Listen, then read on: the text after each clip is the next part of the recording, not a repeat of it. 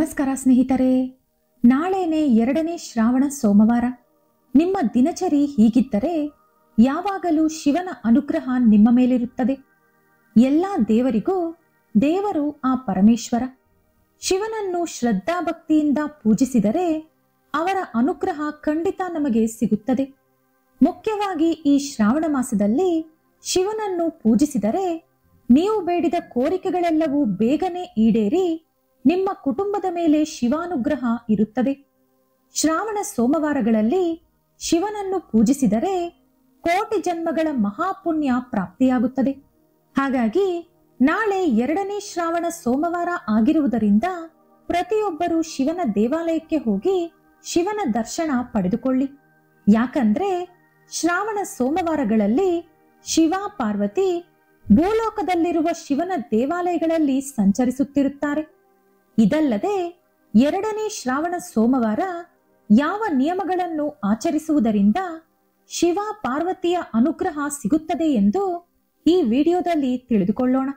ಆದರೆ ಅದಕ್ಕೂ ಮುಂಚೆ ನೀವಿನ್ನೂ ನಮ್ಮ ಚಾನೆಲ್ ಅನ್ನು ಸಬ್ಸ್ಕ್ರೈಬ್ ಮಾಡ್ಕೊಂಡಿಲ್ಲ ಅಂದ್ರೆ ಖಂಡಿತ ಈಗಲೇ ಸಬ್ಸ್ಕ್ರೈಬ್ ಮಾಡ್ಕೊಳ್ಳಿ. ಹಾಗೆ ಈ ವಿಡಿಯೋ ಇಷ್ಟ ಆದ್ರೆ ಮರೀದೆ ಒಂದು ಲೈಕ್ ಕೊಡಿ. ಶ್ರಾವಣ ಮಾಸದಲ್ಲಿ ಬರುವ ಪ್ರತಿ ಸೋಮವಾರಕ್ಕೂ ತುಂಬಾ ವಿಶಿಷ್ಟತೆ ಇರುತ್ತದೆ. ಶ್ರಾವಣ ಮಾಸದಲ್ಲಿ ಒಂದು ಸೋಮವಾರ ಶಿವನ ಪೂಜೆ ಮಾಡಿದರೂ ಕೂಡ ಶಿವನ ಅನುಗ್ರಹ ಅತಿ ಬೇಗನೆ ಸಿಗುವ ಮೂಲಕ ನಮ್ಮ ಎಲ್ಲಾ ಪಾಪಗಳು ನಿವಾರಣೆಯಾಗುತ್ತದೆ ಎಂದು ಪುರಾಣಗಳು ಹೇಳುತ್ತಿವೆ. ಶ್ರಾವಣ ಸೋಮವಾರಕ್ಕೆ ಇರುವ ವಿಶಿಷ್ಟತೆಯ ಬಗ್ಗೆ ಮಾತಿನಲ್ಲಿ ಹೇಳಲು ಸಾಧ್ಯವಾಗದು.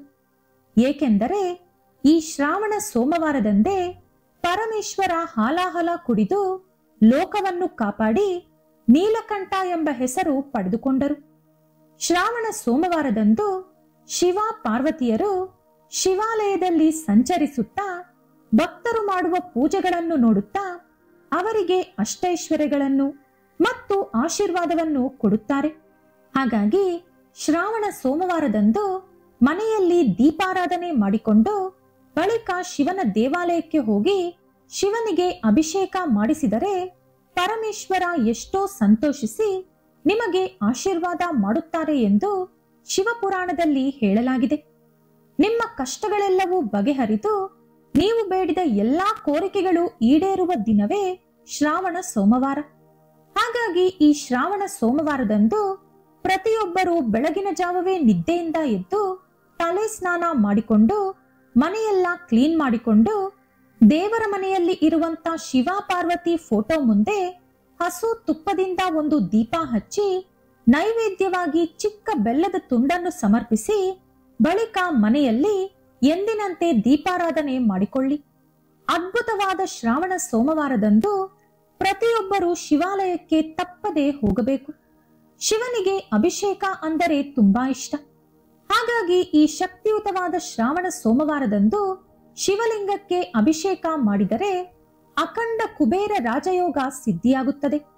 ಹಾಗಾಗಿ ನಾಳೆ ಶಿವಲಿಂಗದ ಮೇಲೆ ಒಂದು ಚೊಂಬು ನೀರು ಹಾಕಿದರೂ ಕೂಡ ಪರಮೇಶ್ವರ ಎಷ್ಟೋ ಸಂತೋಷಿಸುತ್ತಾರೆ. ಇನ್ನು ಹಸು ಹಾಲಿನಿಂದ ಅಭಿಷೇಕ ಮಾಡಿದರೆ ತುಂಬಾ ಒಳ್ಳೆ ಫಲ ಇರುತ್ತದೆ. ಶಿವಲಿಂಗದ ಮೇಲೆ ಹಾಲು ಹಾಕುವಾಗ ಹಾಲಿನ ಪ್ಯಾಕೆಟ್ ತೆಗೆದುಕೊಂಡು ಡೈರೆಕ್ಟ್ ಆಗಿ ಶಿವಲಿಂಗದ ಮೇಲೆ ಹಾಕಬಾರದು. ಹಾಲನ್ನು ಒಂದು ಪಾತ್ರೆಯಲ್ಲಿ ಹಾಕಿಕೊಂಡು ಅದರ ಮೂಲಕವೇ ಶಿವಲಿಂಗಕ್ಕೆ ಅಭಿಷೇಕ ಮಾಡಬೇಕು. ಮೊದಲು ಶಿವಲಿಂಗದ ಮೇಲೆ ಹಾಲು ಹಾಕಿದರೆ ಅದರ ನಂತರ ತಪ್ಪದೇ ಒಂದು ಚೊಂಬು ನೀರನ್ನು ಹಾಕಲೇಬೇಕು. ಆಗಲೇ ಹಾಲಿನಿಂದ ಅಭಿಷೇಕ ಮಾಡಿದ ಫಲ ಸಿಗುತ್ತದೆ.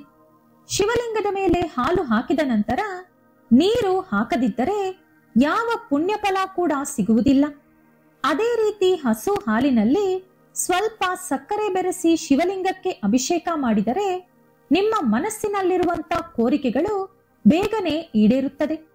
ಇನ್ನು ಸಂತಾನ ಇಲ್ಲದ ದಂಪತಿಗಳು ಹಸು ತುಪ್ಪದಿಂದ ಶಿವಲಿಂಗಕ್ಕೆ ಅಭಿಷೇಕ ಮಾಡಿದರೆ ಖಂಡಿತವಾಗಲೂ ಸಂತಾನ ಪ್ರಾಪ್ತಿಯಾಗುತ್ತದೆ. ಅದೇ ರೀತಿ ಕಬ್ಬಿನ ರಸದಿಂದ ಶಿವಲಿಂಗಕ್ಕೆ ಅಭಿಷೇಕ ಮಾಡಿದರೆ ಹಣಪರವಾದ ಸಮಸ್ಯೆಗಳೆಲ್ಲವೂ ಬಗೆಹರಿದು ನಿಮ್ಮ ಮನೆಯ ಆದಾಯ ಹೆಚ್ಚಾಗುತ್ತದೆ. ಇನ್ನು ಶಿವಾಲಯದಲ್ಲಿ ಇರುವಂತ ವಿಭೂತಿಗೆ ಹೆಚ್ಚಿನ ದೈವಶಕ್ತಿ ಇರುತ್ತದೆ. ಹಾಗಾಗಿ ಶಿವಾಲಯಕ್ಕೆ ಹೋದ ಭಕ್ತರು ತಪ್ಪದೆ ವಿಭೂತಿಯನ್ನು ಹಣೆಗೆ ಇಟ್ಟುಕೊಳ್ಳಿ. ಯಾರು ವಿಭೂತಿಯನ್ನು ಹಣೆಗೆ ಹಚ್ಚಿಕೊಳ್ಳುತ್ತಾರೋ ಅವರನ್ನು ಯಾವಾಗಲೂ ಶಿವ ಕಾಪಾಡುತ್ತಾರೆ. ಇನ್ನು ಶಿವಾಲಯಕ್ಕೆ ಹೋದ ಭಕ್ತರು ದೇವಸ್ಥಾನದಲ್ಲಿ ಪೂರ್ಣ ಪ್ರದಕ್ಷಿಣೆ ಮಾಡಬಾರದು. ಶಿವಾಲಯದಲ್ಲಿ ಪೂರ್ಣ ಪ್ರದಕ್ಷಿಣೆ ಮಾಡಿದರೆ ಮಹಾ ಪಾಪ ಎಂದು ಪರಿಗಣಿಸಲಾಗಿದೆ. ಹಾಗಾಗಿ ಶಿವಾಲಯದಲ್ಲಿ ಪ್ರದಕ್ಷಿಣೆ ಮಾಡಬೇಕು ಅಂದರೆ ಅರ್ಧ ಪ್ರದಕ್ಷಿಣೆ ಮಾತ್ರವೇ ಮಾಡಬೇಕು. ಅಷ್ಟೇ ಹೊರತು ಶಿವಾಲಯದ ಸುತ್ತಲೂ ಸುತ್ತುತ್ತಾ ಪ್ರದಕ್ಷಿಣೆ ಮಾಡಬಾರದು. ಅದೇ ರೀತಿ ಶಿವಾಲಯದಲ್ಲಿ ಇರುವಂತ ಚಂಡೀಶ್ವರನ ವಿಗ್ರಹದ ಮುಂದೆ ನಿಂತುಕೊಂಡು ಚಿಟಿಕೆ ಹಾಕುತ್ತಾ ಏನಾದರೂ ಬೇಡಿಕೊಂಡರೆ ಆ ಕೋರಿಕೆ ಖಂಡಿತ ಈಡೇರುತ್ತದೆ. ಇನ್ನು ಶಿವಾಲಯಕ್ಕೆ ಹೋದ ಎಲ್ಲಾ ಭಕ್ತರು ನಂದಿಯನ್ನು ತಪ್ಪದೆ ಪೂಜಿಸಬೇಕು.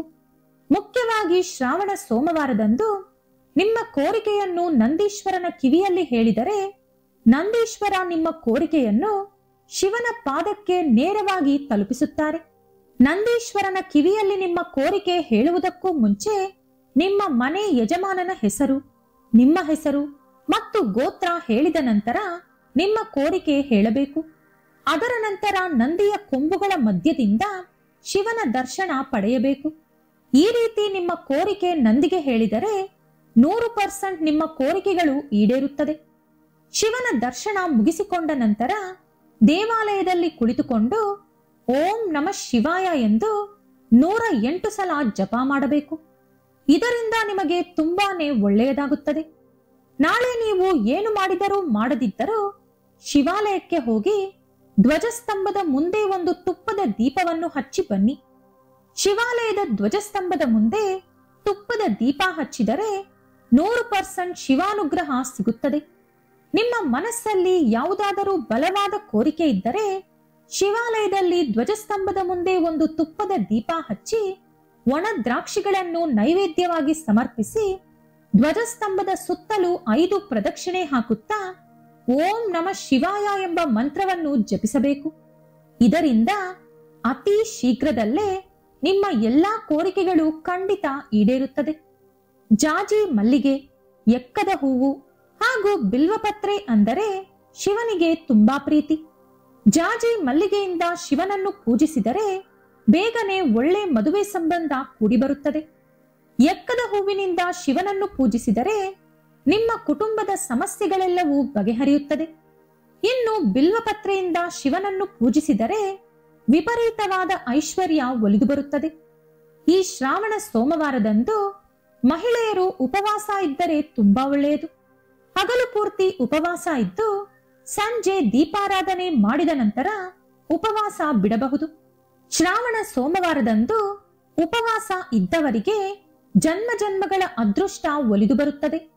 ಹೆಚ್ಚಿನ ಆರ್ಥಿಕ ಸಮಸ್ಯೆ ಇರುವವರು ನಾಳೆ ತುಪ್ಪದಿಂದ ಒಗ್ಗರಣೆ ಮಾಡಿದಂತ ಮೊಸರನ್ನವನ್ನು ಶಿವಾಲಯಕ್ಕೆ ತೆಗೆದುಕೊಂಡು ಹೋಗಿ ಶಿವನಿಗೆ ನೈವೇದ್ಯವಾಗಿ ಸಮರ್ಪಿಸಿ ಅಲ್ಲಿ ಬಂದ ಭಕ್ತರಿಗೆ ಪ್ರಸಾದದಂತೆ ಕೊಟ್ಟರೆ 1 ತಿಂಗಳ ಒಳಗೆ ಹಣಪರವಾಗಿ ನಿಮಗಿರುವಂತ ಕಷ್ಟಗಳೆಲ್ಲವೂ ಬಗೆಹರಿದು ಬೇಗನೆ ನೀವು ಶ್ರೀಮಂತರಾಗುತ್ತೀರಿ. ಇನ್ನು ಕೆಲಸಕ್ಕಾಗಿ ಹುಡುಕಾಡುತ್ತಿರುವವರು ಹಾಗೆ ವ್ಯಾಪಾರದಲ್ಲಿ ಅಧಿಕ ಲಾಭ ಬಯಸುವವರು ನಾಳೆ ಶಿವಾಲಯದಲ್ಲಿ 11 ದೀಪಗಳನ್ನು ಹಚ್ಚಿ ಓಂ ನಮಃ ಶಿವಾಯ ಎಂಬ ಮಂತ್ರವನ್ನು ಒಂದೊಂದು ದೀಪ ಹಚ್ಚುವಾಗ 1 ಸಲ ಓದಬೇಕು. ಇದರಿಂದ ಕೆಲಸ ಇಲ್ಲದವರಿಗೆ ಹೊಸ ಕೆಲಸ, ವ್ಯಾಪಾರದಲ್ಲಿ ನಷ್ಟ ಇರುವವರಿಗೆ ಅಧಿಕ ಲಾಭ ಬರುತ್ತದೆ. ಅದೇ ರೀತಿ ಶಿವಾಲಯದಲ್ಲಿ ಇರುವಂತ ನವಗ್ರಹಗಳಿಗೆ 9 ಪ್ರದಕ್ಷಿಣೆ ಮಾಡಿದರೆ ನಿಮ್ಮ ಜಾತಕದಲ್ಲಿರುವಂತ ದೋಷಗಳೆಲ್ಲವೂ ನಿವಾರಣೆಯಾಗುತ್ತದೆ. ಹಾಗೆ ಶಿವಾಲಯದಲ್ಲಿ ಅರಳಿ ಮರ ಇದ್ದರೆ ಅದಕ್ಕೆ ತಪ್ಪದೆ 11 ಪ್ರದಕ್ಷಿಣೆ ಮಾಡಿ ಬನ್ನಿ. ಅರಳಿ ಮರಕ್ಕೆ ಪ್ರದಕ್ಷಿಣೆ ಮಾಡಿ ಅದರ ಮುಂದೆ ದೀಪ ಹಚ್ಚಿದರೆ ಅಪಾರವಾದ ಸಂಪತ್ತು ನಿಮ್ಮ ಕುಟುಂಬಕ್ಕೆ ಪ್ರಾಪ್ತಿಯಾಗುತ್ತದೆ. ಈ ರೀತಿ 2ನೇ ಶ್ರಾವಣ ಸೋಮವಾರ ನಿಮ್ಮ ದಿನಚರಿ ಇದ್ದರೆ ಶಿವಾನುಗ್ರಹ ಹಾಗೆ ಶಿವ ಪಾರ್ವತಿ ಆಶೀರ್ವಾದ ಜೊತೆಗೆ ನಿಮ್ಮ ಜನ್ಮ ಜನ್ಮಗಳ ಪಾಪ ಹೋಗಿ ಜನ್ಮ ಜನ್ಮಗಳ ಪುಣ್ಯ ಫಲ ಲಭಿಸುತ್ತದೆ. ಈ ವಿಡಿಯೋ ಇಷ್ಟ ಆದ್ರೆ ಲೈಕ್ ಮಾಡಿ, ಶೇರ್ ಮಾಡಿ. ಇಂಥ ಹೆಚ್ಚಿನ ಉತ್ತಮ ಮಾಹಿತಿಗಳಿಗಾಗಿ ತಪ್ಪದೇ ನಮ್ಮ ಚಾನೆಲ್ ಅನ್ನು ಸಬ್ಸ್ಕ್ರೈಬ್ ಮಾಡ್ಕೊಳ್ಳಿ. ನಾಳೆ ಮತ್ತೊಂದು ವಿಡಿಯೋದೊಂದಿಗೆ ಪುನಃ ಭೇಟಿಯಾಗೋಣ. ಧನ್ಯವಾದಗಳು.